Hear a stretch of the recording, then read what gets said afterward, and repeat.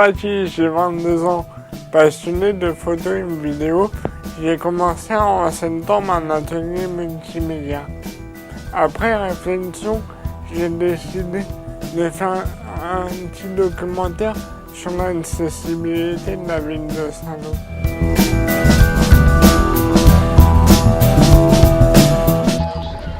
Comme disait notre ami, il y a eu des améliorations, mais il y a encore beaucoup de travail à faire pour l'accessibilité.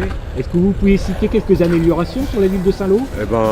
Sur la mairie, sur le centre culturel, sur certains commerces, mais il y a encore beaucoup de travail.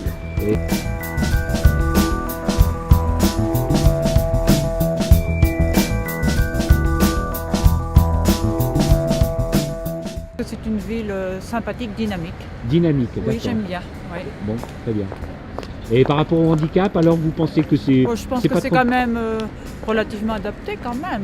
D'accord. Oui, je me suis trouvée quand même dans plusieurs endroits où c'était adapté.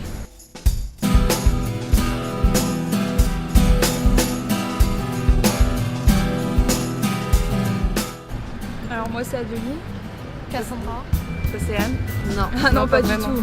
Est-ce que vous pouvez me donner des exemples ? Bah, déjà quand il y a des marches, ils devraient mettre une rampe spéciale pour les handicapés pour qu'ils puissent passer avec leur fauteuil. D'accord. Dans les magasins aussi.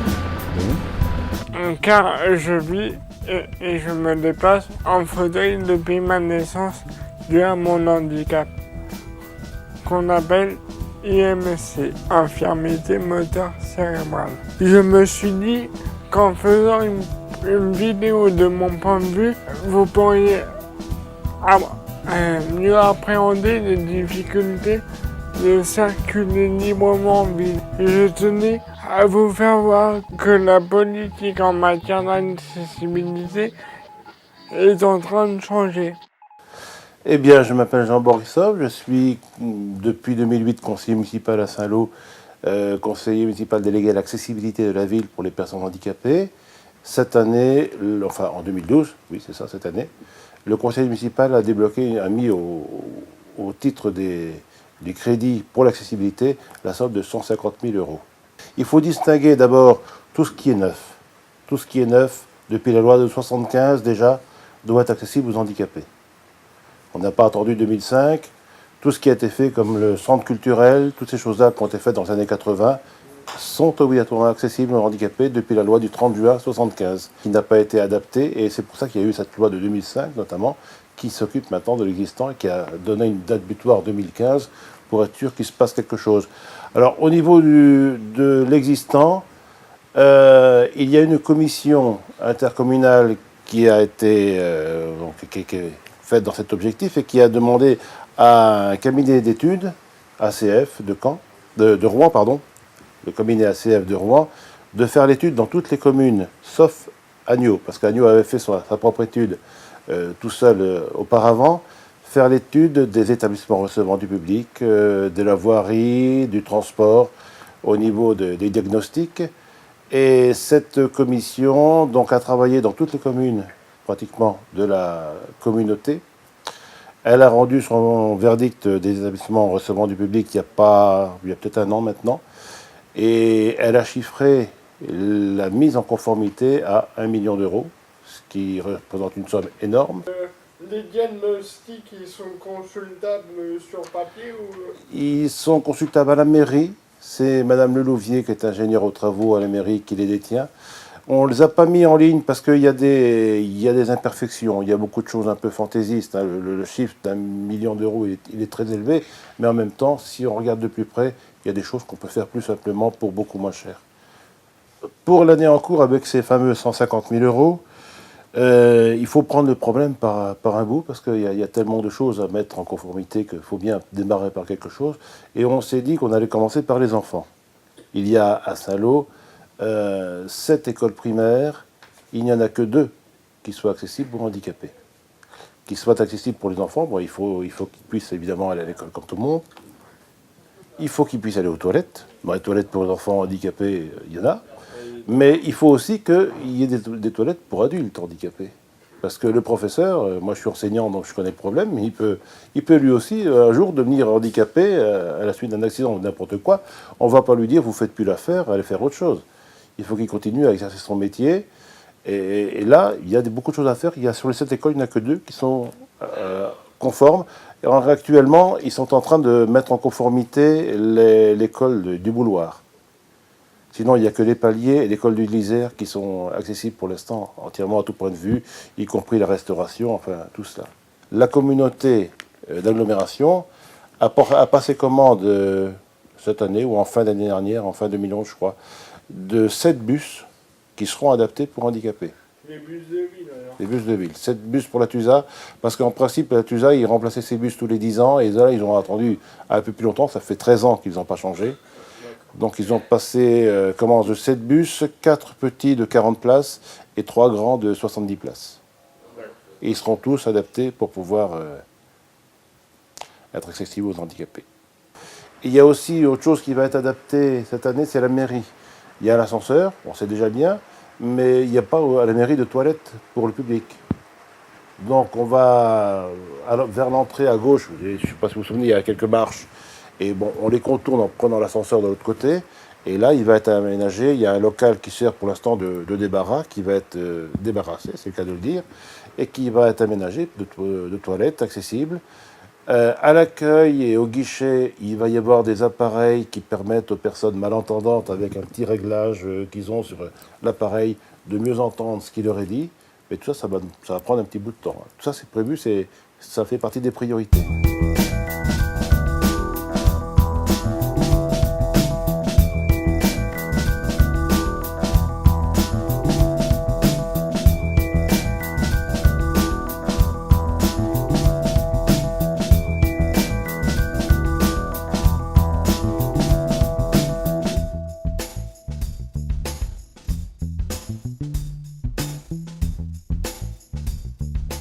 Bonjour, Jérôme Guézou, photographe à Saint-Lô. Voilà. Alors on vient de voir que votre magasin vient d'être fait et que vous avez fait des travaux avec une rampe d'accessibilité. Est-ce que vous pouvez nous en parler au niveau financier ? Alors, financièrement, juste la rampe, c'est un peu difficile, hein, étant donné que j'ai refait l'intégralité du magasin. Donc pour moi, ça englobe la façade et la rampe. Bon, c'était une priorité parce qu'on va être sur les obligations. On va dire que juste la rampe, on peut estimer ça à 650 €, mais qui n'est pas justifiable en lui-même, étant donné qu'il faut refaire le sol, il faut refaire ma vitrine. Donc le global vitrine, accessibilité et sol, sur l'entrée, on va dire à 8 000 €. Voilà. Alors pour moi, ça s'est imposé naturellement, c'est-à-dire que j'avais beaucoup de clients. Il fallait aider les fauteuils roulants à les porter pour venir faire des photos d'identité par exemple. Saint-Lô est fait sur une pente, donc effectivement malheureusement on a été construit comme ça avec des marches. Après il faut qu'on se mette en conformité, mais ça engendre de gros efforts financiers.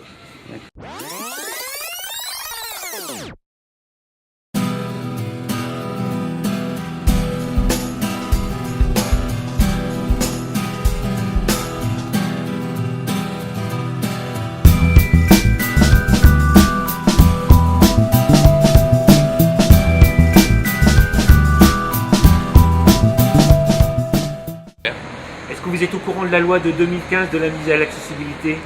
Oui, je travaille dessus. Vous travaillez dessus ? Étant père de 2 enfants handicapés, c'est vrai que je rouspète. Quelques commerces ont des rampes, mais très peu, quoi. Et au niveau des stationnements, il y en a très peu.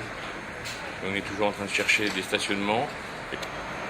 On va baisser certains trottoirs. Bon, il y en a certains qui sont faits, mais qui ne sont pas en face des passages coûtés où il y a des dodanes quand même et tout ça, quoi. Donc ça, c'est le minimum. Et puis au niveau des magasins, bon, ça malheureusement, je pense que les commerçants n'ont peut-être pas non plus les moyens. Donc il faudrait aussi que la mairie fasse un effort à ce niveau-là. D'accord. Non, bon, j'allais souvent à Cherbourg où ils ont commencé aussi comme ici à faire certains travaux. Donc c'est vrai que c'est quand même bon. Dans les 3 catégories, je pense que c'est moyen. D'accord. Voilà. Bon, ce qui sera difficile, c'est parce que pour les mises en place de la réglementation pour 2015, c'est les finances, parce que malheureusement les communes touchent de moins en moins d'enveloppes par rapport à ça.